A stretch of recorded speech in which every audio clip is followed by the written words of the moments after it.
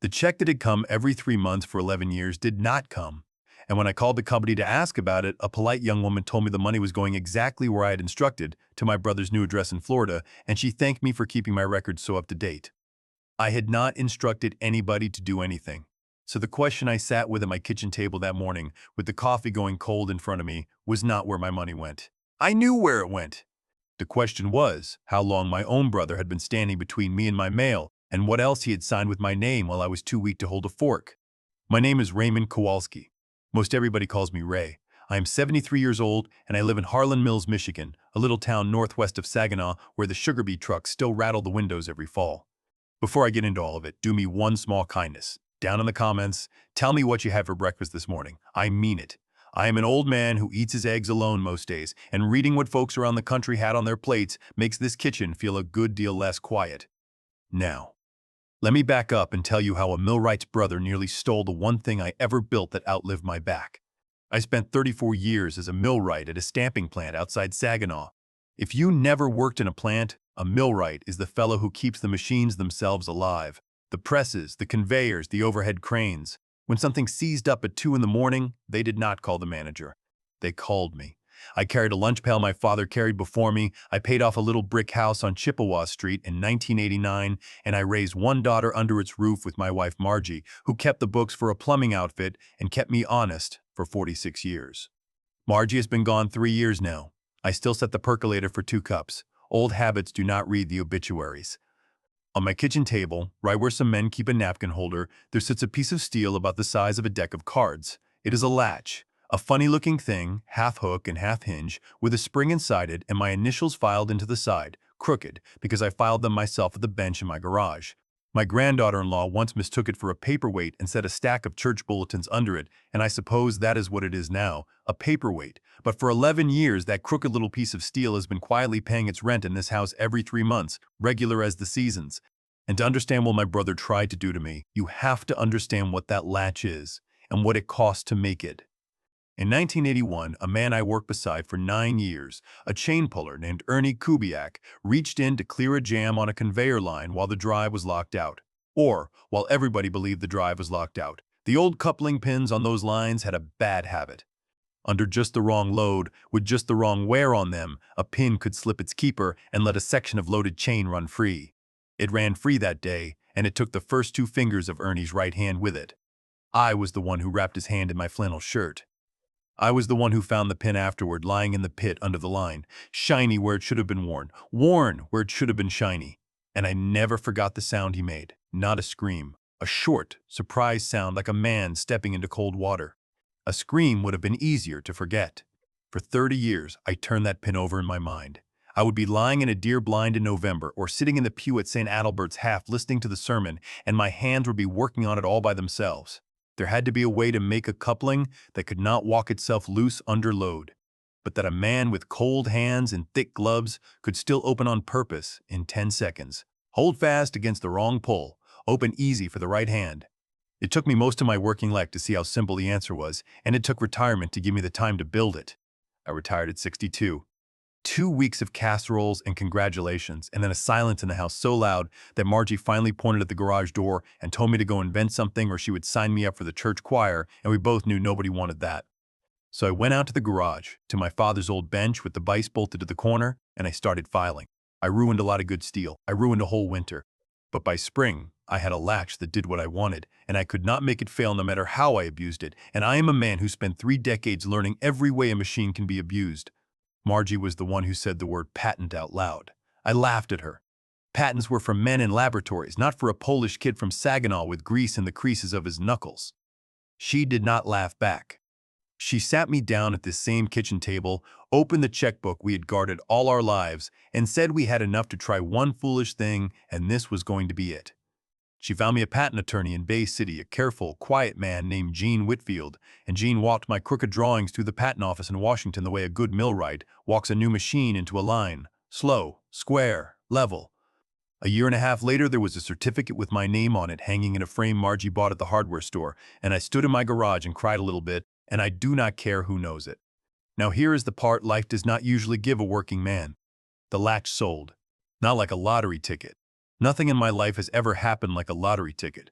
A regional outfit called Great Lakes Conveyor and Supply over in Saginaw took a license on my patent. That means the patent stayed mine, and they got the right to build my latch onto their conveyor systems, and in exchange, they mailed me a royalty check every quarter.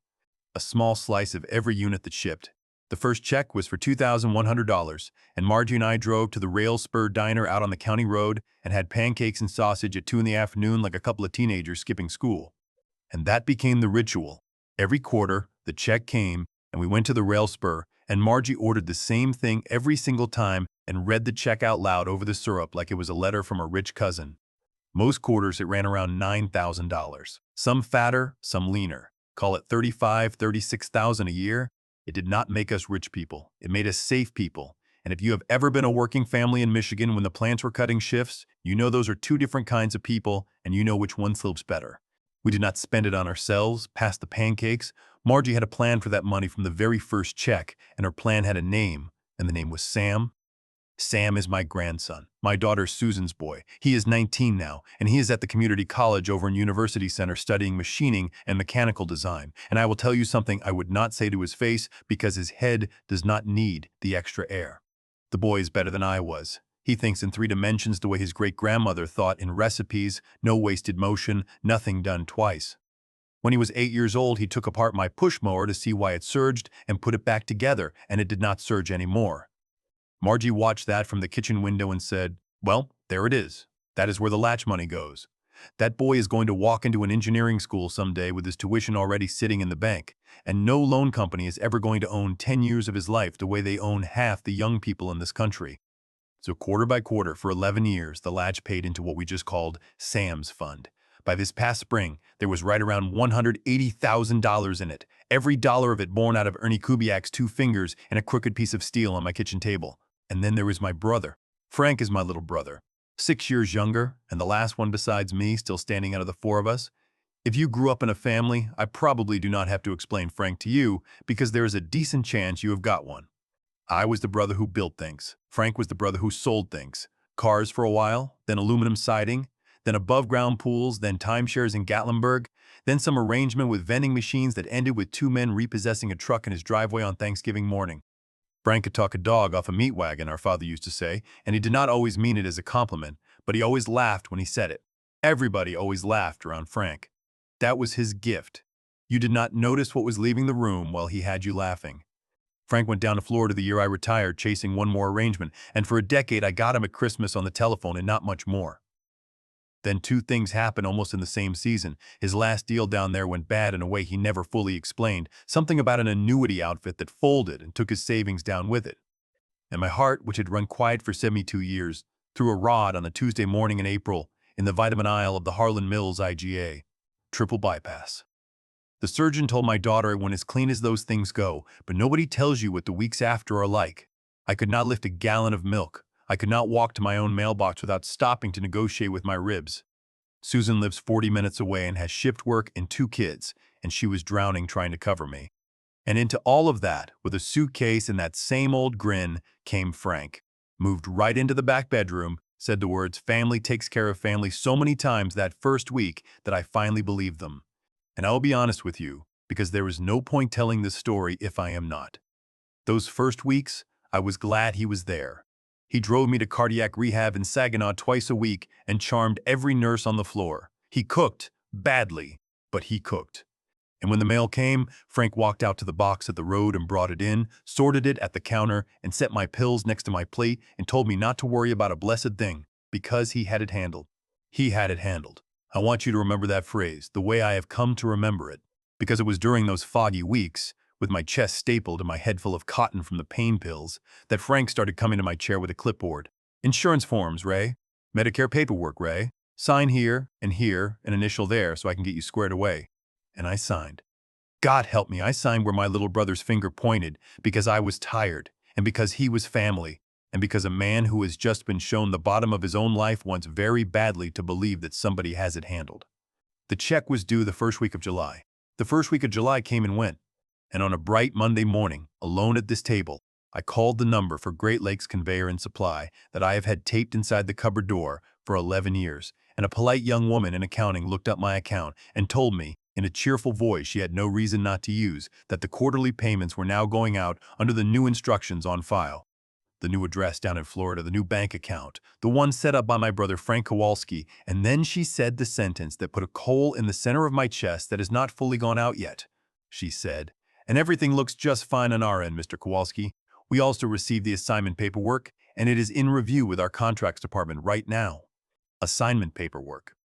I stood in my kitchen holding that telephone, looking at a crooked steel latch sitting on a stack of church bulletins, and I heard myself say, very calmly, "Would you mind telling me what assignment paperwork?"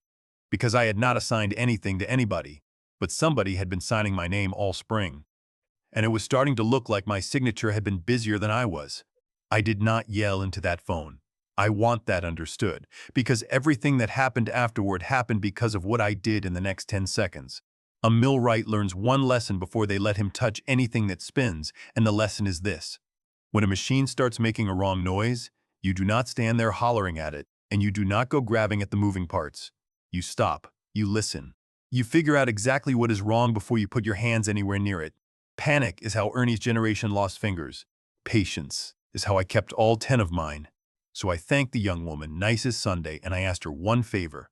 I asked her to mail me copies of everything on my account, the new instructions, the address change, the bank form, and that assignment paperwork in review, to the house on Chippewa Street, the address they had on file for 11 years. She said, "Of course." I hung up the phone, and I washed my coffee cup, and I dried it, and I set it in the rack, and I stood there gripping the edge of my own sink like it was a railing on a ship. Frank was at the barber. I had maybe an hour. And the first thing I did with that hour surprised even me. I went to the back bedroom, my own guest room in my own house, and I stood in the doorway, and I looked. Not snooping, not yet. Just looking with a maintenance man's eyes at a room I had stopped seeing. There was a cardboard accordion file on the dresser, the kind with the string tie. There was a yellow legal pad next to it with the top sheets torn off, and tilted against the mirror where another man would prop a photograph of his grandchildren. There was an envelope from a bank down in Fort Myers, Florida, with a plastic window, and through that window I could see my own name. Not Frank Kowalski. Raymond Kowalski. My name on a bank statement at a bank I had never walked into in my life. I did not touch any of it. I memorized what the corner of that dresser looked like down to the dust, and I went back to my kitchen, and I sat. And when Frank came through the door 40 minutes later, smelling like bay rum and telling me the barber said hello, I smiled at my little brother and asked him what he felt like for supper. That night, I lay in bed and worked on it the way I used to work on a machine that was eating bearings. You do not start with, "Who do I want it to be?" You start with, "What does the evidence say?" The checks had been redirected sometime in the spring, which meant at least one form signed. A new bank account existed with my name involved, which meant more forms, more signatures, and identification I never showed. And down at Great Lake, sitting in a contracts office, there was a document that used the word assignment, which is a word most people slide right past, but which I had heard once before in my life, from Gene Whitfield 11 years ago in an office in Bay City. Because when Gene handed me my patent, he shook my hand and gave me one warning I never forgot. He said, "Ray, this certificate is property, the same as your house. You can rent it out, and that is your license. Or you can sell the whole thing outright, deed and all, and that is called an assignment. Never sign anything with that word in it unless I am sitting next to you." Somewhere in the dark, I heard Frank get up and pad down the hall, and the refrigerator opened, and a bottle cap clicked off on the counter opener like it was his own kitchen. And I lay there in the house I paid off in 1989, listening to my brother help himself, and I asked the ceiling the question I could not ask him yet. Not how could you? I was past that one already. The question was, how far along is this? Because everything I built for that boy at the community college was sitting behind one piece of paper in a contracts office in Saginaw, and I did not know yet if I was early or if I was already too late. The copies from Great Lakes came that Thursday in a manila envelope thick as a hymnal, and I got to the mailbox first because I had taken to sitting on the porch with my coffee around the time the carrier ran. Small adjustments. A quarter turn here, a quarter turn there. Frank never noticed. Salesmen watch faces, not routines. I took that envelope out to my garage, to the bench, where the light is good and where 50 years of habit have taught my hands to stay steady no matter what my chest is doing. And I laid the papers out one at a time, left to right, the way you lay out parts from a gearbox so you can put back what you took out in the order you took it. First, a change of payment address form, dated the 3rd week of April, 2 weeks after my surgery, when I could not have told you what day of the week it was. My signature at the bottom, and I will say this for it, it was not a bad copy. It had the general shape people see when I sign a credit card machine at the IGA. But his signature is like a weld. Anybody can make one look right from across the room. Up close, under the light, a weld tells you the truth about the hand that made it, and so does ink. There was a place where the pen had stopped and started again in the middle of the K, a little hitch, the kind of hesitation a man does not make writing his own name, because your own name is the one thing your hand does without asking permission. Second, a direct deposit authorization, moving my royalties to that bank in Fort Myers. A joint account. Frank Kowalski and Raymond Kowalski, joint with right of survivorship, which is a fancy way of saying whatever's in the pot belongs to whoever is still breathing. Convenient, for a man 6 years younger than me, watching me shuffle around a kitchen with a pillow pressed to my ribs. Third, and this was the one where the garage got very quiet, quiet enough that I could hear the shop clock over the bench tick for tick. A patent assignment. 3 pages. Typewritten and typed by somebody who had done some homework because it had the patent number right and it used the words a lawyer would use. It said that Raymond Kowalski, an individual, in consideration of $1 and other good and valuable consideration, did hereby assign and transfer an undivided one-half interest in the patent to Frank Kowalski, one-half of my latch, one-half of everything the latch would ever earn. My name signed at the bottom, notarized with a stamp from a notary public down in Lee County, Florida, a state my body has not been inside of in 9 years, and stapled behind it a cover letter in my brother's own confident hand, on paper from my own kitchen drawer, instructing Great Lakes Conveyor and Supply to please update their records and direct all future correspondence regarding the patent to Frank Kowalski, who would be, and this was the phrase, managing his brother's affairs going forward. Managing his brother's affairs. I sat on my stool and I read that phrase maybe 10 times, and here is what I felt, and I will tell you the truth, even though it does not flatter me. Under the anger, and the anger was there, cold and slow like water under ice, there was a feeling I can only call grief for a living man. Because some part of me had held out hope, right up until that third document, that this was going to turn out to be sloppiness. Bills, groceries, a brother with loose boundaries, skimming convenience, that I could have forgiven over one hard conversation and a handshake. But a forged assignment is not skimming. A forged assignment is a man sitting down, sober, in the daylight, and deciding to take half of his brother's life's work while that brother was learning to walk to the mailbox again. You do not stumble into a notarized document, you drive to it. You wait in line for it. You plan it, and Frank had planned it, and he had done his planning while sleeping 30 feet from where our mother's crucifix still hangs in my hallway. Now you might be asking what I asked myself out there on that stool. Why would a company as careful as Great Lakes even entertain paperwork like this? And the honest answer is, they were being careful. That is what, in review with the contracts department, means. But here is what put the clock on the whole business. And this is the part Frank knew, and I did not. Because Frank had been reading my mail since April. Buried in that envelope was a copy of a letter Great Lakes had sent me back in May, a letter I never saw because it went into that accordion file on Frank's dresser. And that letter said 2 things. The first was that new federal machine guarding rules coming down the next few years had put my style of self-locking coupling on the map, because the big insurance carriers had started asking conveyor makers to fit positive locking latches on new installations as a condition of coverage. What had been a nice little safety option for 11 years was about to become the standard. The second thing the letter said was that our original 11-year license was coming up for renewal at the end of the summer, and Great Lakes wanted to renew big. Wider territory, more product lines, and a royalty structure their letter politely estimated would run better than 3 times the old rate. Better than 3 times. Call it north of $100,000 a year for the 10 years or so of life the patent had left in it. That letter was an open door to $1 million, give or take, walking toward whoever held the patent. And 5 weeks after that letter arrived in my mailbox and disappeared into Frank's accordion file, a document showed up at Great Lakes saying half the patent belonged to Frank Kowalski, with instructions to deal with Frank Kowalski going forward. He had not come north to nurse me. Maybe he told himself he had. Maybe when he carried my mail up the driveway that first week, he had not decided anything yet. I will let God sort that out. But the moment my brother read that renewal letter at my kitchen counter, while I dozed in my chair with a pillow on my chest, my house stopped being a home he was helping in. It became a deal he was working. And everything after that, the clipboard, the sign here, Ray, the initial there, Ray, all that tenderness with the paperwork, that was not care. That was closing. I had watched Frank close people our whole lives, at car lots and kitchen tables and funeral luncheons. I had just never once imagined the mark would be me. There was one more paper in the envelope, and it was the one that told me how much time I had.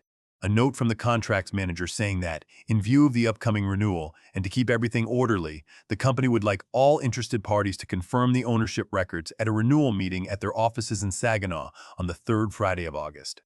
6 weeks out. 6 weeks before Frank sat down at a table expecting to be confirmed as half owner of the only valuable thing I ever made, right before the money tripled.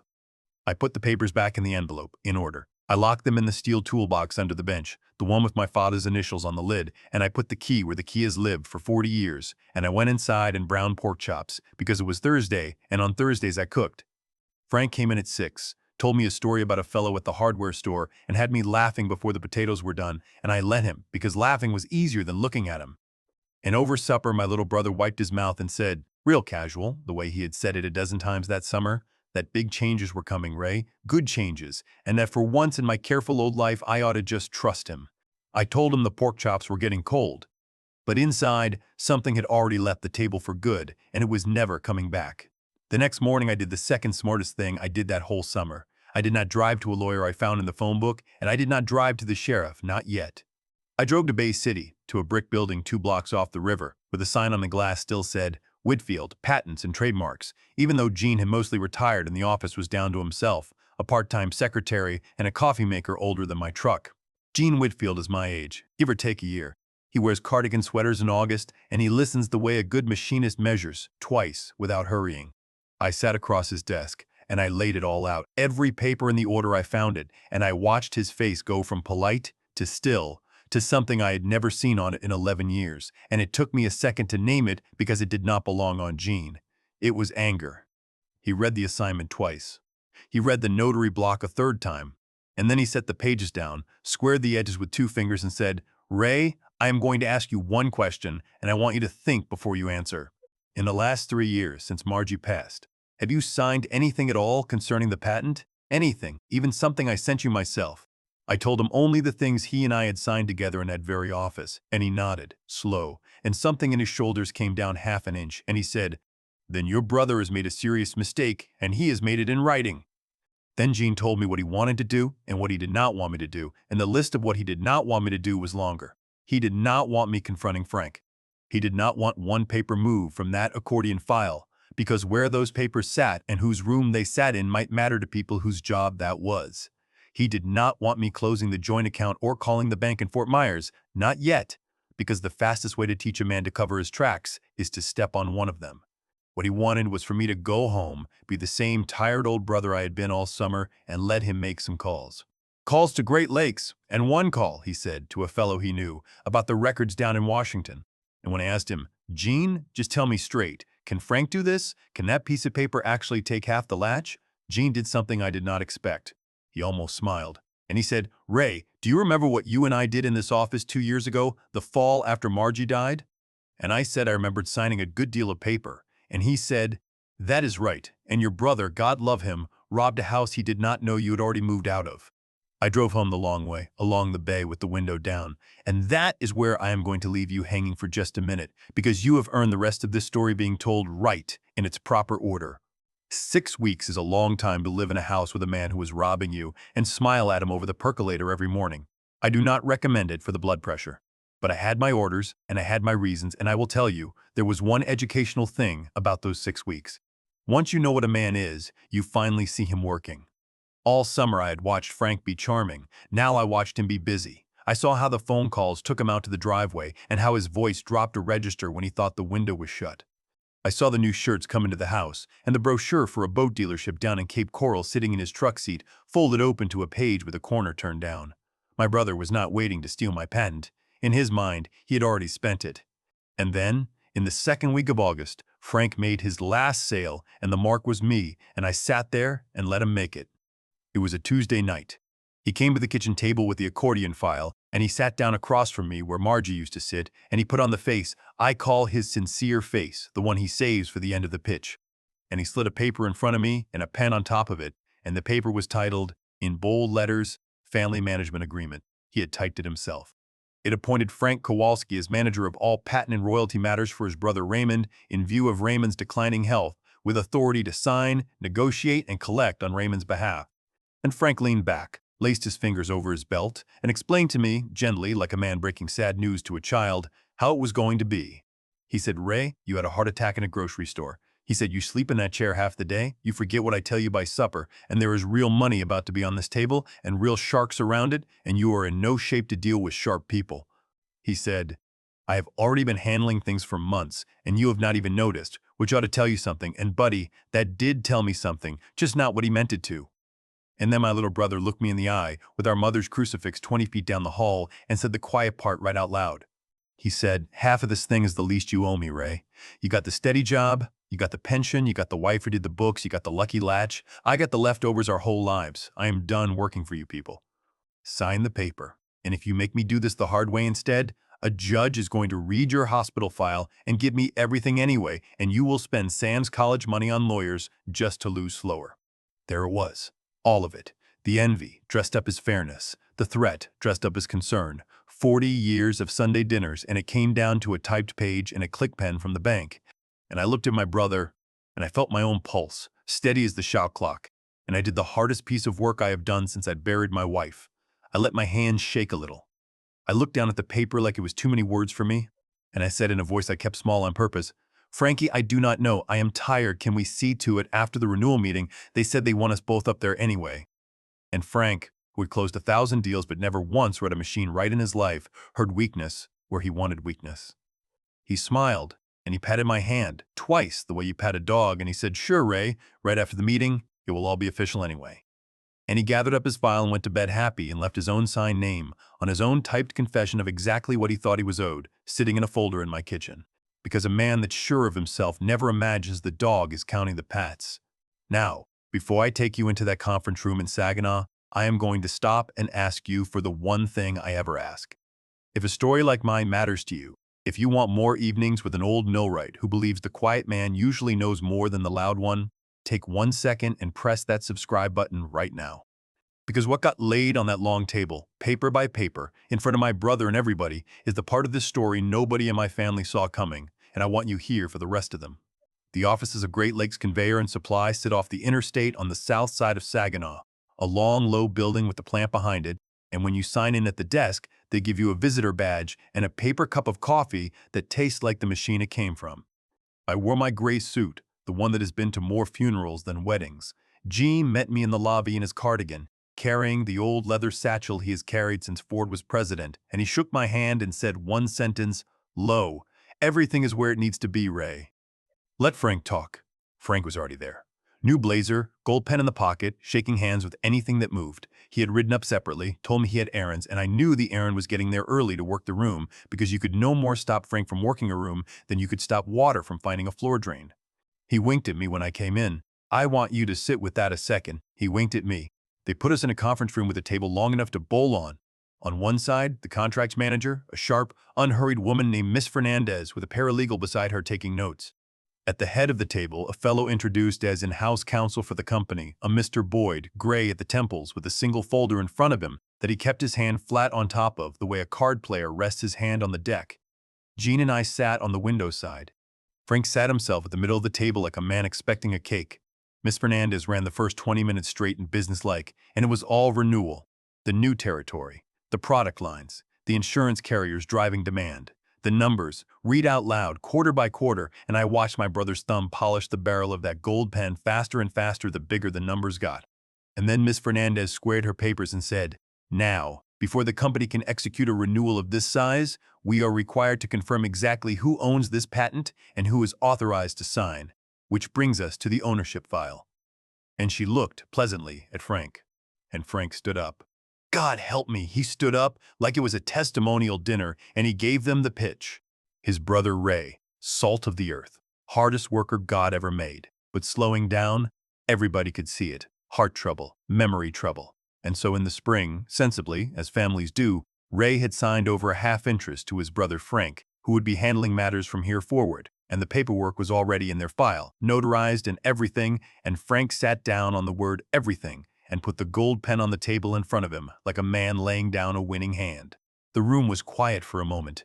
Mr. Boyd opened his folder. He took out the assignment, Frank's assignment, and he slid it to the center of the table, And he asked Frank, just confirming, "This is the document. This is your signature as the assignee, and that is your brother's signature as a signer." Frank said it absolutely was. Boyd nodded, made a note, and said, "Thank you." And then he took a second document out of his folder and laid it beside the first and said, "Then perhaps you can help us understand a problem we are having, Mr. Kowalski, because this is a certified copy of the ownership record for this patent as recorded at the United States Patent and Trademark Office. And according to the federal record, your brother Raymond Kowalski, as an individual, has not owned this patent for 2 years. I watched it hit him. I had wondered all summer what it would look like when it finally hit him, and I will tell you what it looked like. It looked like a man reaching for a handrail that is not there." Boyd went on, even and dry, the way men read minutes. "In October, 2 years ago, the record shows a full assignment of this patent from Raymond Kowalski, individual, to the trustee of the Kowalski Family Trust. Recorded that same fall at the Patent Office in Washington. Real and frame right here, time-stamped public record, available to anyone who thought to look. Since that date, this company has paid its royalties to the trust. The checks Mr. Frank Kowalski redirected this spring were trust property, not personal funds. The tax forms in our file are the trust's forms, which means the document you mailed us in June in which Raymond Kowalski, an individual, purports to assign a half-interest he did not personally own, conveys," and Boyd paused and looked over his glasses, "nothing. A man cannot sell you a bridge he sold 2 years ago, Mr. Kowalski. He cannot even sell you half of it." Frank's mouth opened, and what came out had no salesmanship left in it at all. He said, "That is not possible. Ray does not have a trust. I have been through every drawer in that house."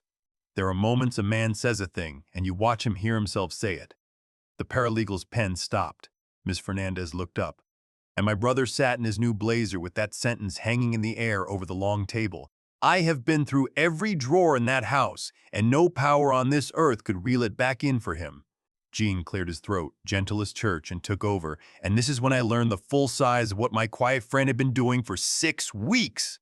He explained, for the record, that after the death of Raymond's wife, Raymond had come to him, on the advice of an estate planning seminar at St. Adalbert's Parish Hall of all places, wanting to make sure the patent and its royalties could never be lost, contested, or leveraged away from one particular purpose, the education of his grandson, and would pass without probate court and without argument. And so they had built the Kowalski Family Trust, moved the patent into it by assignment, recorded that assignment federally, as the statute provides, retitled the royalty stream to the trust, and named a successor trustee should Raymond die or be declared incapacitated by 2 physicians, not any member of the family, but the trust department of an independent bank in Bay City. Meaning, Gene said, folding his hands, that even if Mr. Frank Kowalski had succeeded in having his brother declared incompetent, as he threatened at Raymond's own kitchen table 2 weeks ago in writing, control of this patent would have gone to a bank trust officer, and not to Frank Kowalski, not for 1 day, not for $1. Then he opened the satchel, and he laid the rest of it out, paper by paper, in order, left to right, the way you lay out parts from a gearbox. The change of address form, April, with its hesitating K, and beside it a report from a certified document examiner in Lansing who had already looked at 9 years of my true signatures from Jean's own files and found, in her words, significant indications the April signature was a simulation. The direct deposit form, and beside it, subpoena ready, the paper trail of 2 royalty checks, trust property, landing in a joint account in Fort Myers and going out again the same week, some of it to a boat dealership in Cape Coral. The assignment itself notarized in Lee County, Florida, on a date in May. And beside that, and here, Gene set down each page like a man setting stones, a certified statement from the Lee County Notary's office, because Florida notaries keep records, and this particular notary, shown a photograph, could not identify Raymond Kowalski as anyone who had ever appeared before her, but did identify somebody else. And last of all, in a plastic sleeve, the family management agreement from my own kitchen table, typed by Frank, signed by Frank, in which Frank Kowalski volunteered, in his own words, that he had already been handling things for months and I had not even noticed. And when the table was full, Mr. Boyd folded his hands on top of his one folder and said the quietest hard thing I have ever heard in a place of business.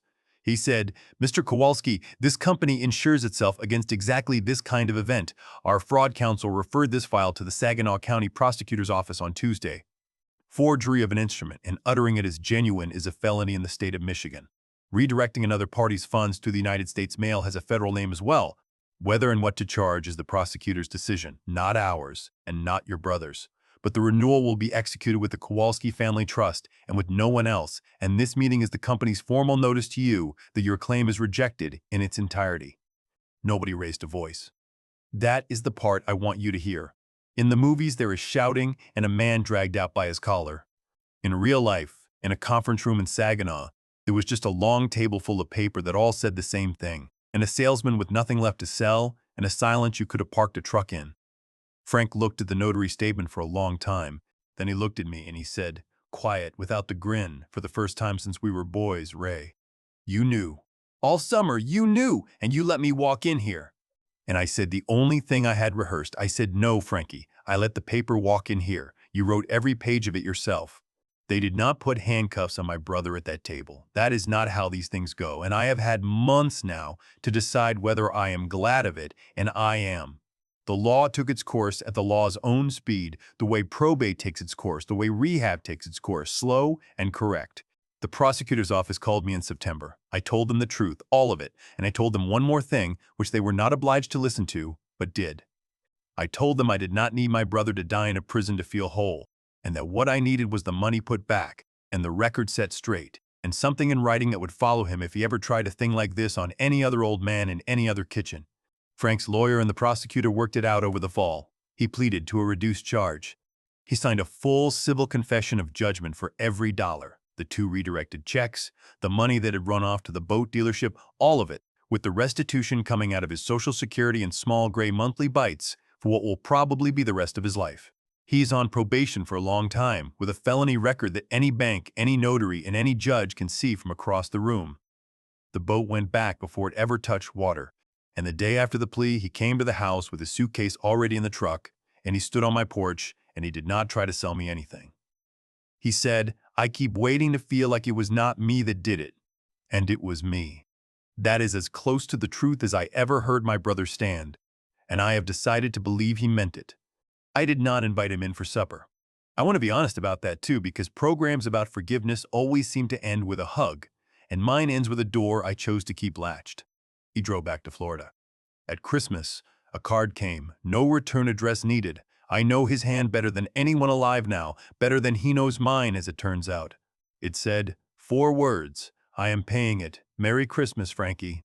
And I sat at this table for a while, and then I wrote back 1 line. Because Margie would have wanted 1 line at least, and our mother would have wanted the crucifix in the hallway to count for something. I wrote, "The door has a latch, not a lock." And I signed it, "Your brother, Ray." He will know what I meant. He grew up around my latches. Every one I ever built holds fast against the wrong pole and opens easy for the right hand. So far, his hand has not tried the door, and maybe that is its own kind of answer, and maybe the paying is his way of knocking. Time will tell. Time is the one inspector nobody bribes. The renewal went through in October, trust and company, signed in that same conference room, and this time the only Kowalski at the table was me, and the coffee still tasted like the machine, and I drank every drop of it with pleasure. The first check under the new license came in January. It was more than I used to make in half a year at the plant. It went where every check is gone and where every check will go after I am gone, because the trust does not forget, and the trust does not get tired, and the trust cannot be charmed at a kitchen table by anybody, and that was always the point. A piece of paper drawn up while the weather was still good that holds exactly the way you built it to hold, no matter whose hands come pulling at it later. Margie and I could not leave Sam a fortune when we set it up, so we left him something that turned into one, and we bolted it down. Sam himself found out most of this story the way you were finding it out, from me at this table with the latch sitting between us on the church bulletins. In June, he finished his program, top of his class in machining, and in September he starts at the engineering school in Houghton, up in the copper country, paid in full, every semester of it, from the first tuition bill to the last. The week before he left, he came by for pork chops, and after supper, I did something I'd been planning for a long time. I put the prototype in his hand, the crooked one, the first one, the one I filed at my father's bench. And I told him about Ernie Kubiak's 2 fingers and the sound like cold water, and I showed him the place on the side where my initials wander uphill because I cried a little filing them and did not stop to square the work. And I told him, this is not a paperweight and it is not a trophy either. It is a reminder that the best thing you will ever make will probably be small and ugly and born out of somebody getting hurt, and that none of that will matter if you do the work true. He wrapped it in his flannel and set it in his toolbox like it was made of glass. It is not made of glass. It will outlive both of us. That is rather the point of it. And now it is just me again. And the percolator still makes 2 cups, and I give the second one to whoever needs it, and somebody usually does. Tuesdays, I drive to the rail spur and have the pancakes at 2 in the afternoon, and I order what Margie ordered, and I read the numbers to her out of the trust statement, quiet, over the syrup, and if the waitress thinks I am an old fool talking to an empty booth, she has never once let on, and her tip reflects it. I am not going to sit here and pretend I have got the whole thing figured out, but I paid a full price for a few true things this year, so let me hand them over before the coffee gets cold. If somebody gets between you and your own mail, I do not care how much you love them. Walk to that mailbox yourself, even if it takes you all morning. The mail is small. What rides inside it is not. If your name is on anything that earns, a pension, a policy, a royalty, a little rental house, know exactly what would happen to it if you spend 1 month too foggy to watch it. Do not guess. Sit down with a lawyer who does trusts and estates while your hands are steady and your head is clear, the way I did at a folding table in a church hall, and get your own latch built. Mine cost me a good deal less than 1/4 of what it protected, and it was the best steel I ever bought.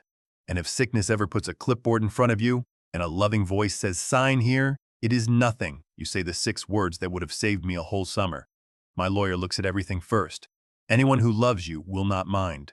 Anyone who minds has just answered a question you did not think to ask. The last thing is not advice.